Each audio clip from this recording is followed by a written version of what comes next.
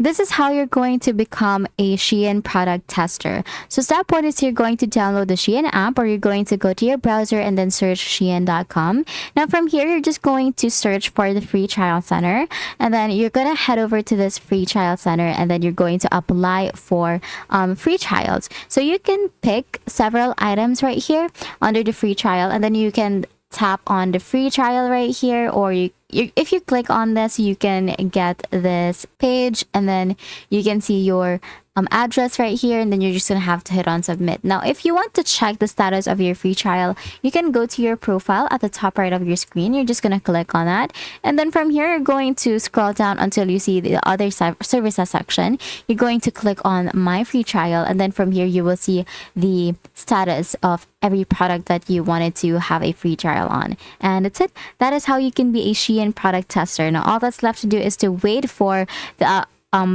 acceptance of your application, and that's it. Once received, write an honest review with clear photos. The more detailed and helpful your reviews are, the more chances you will have to be picked again. If you found this video helpful, then please don't forget to like the video and subscribe to the channel for more.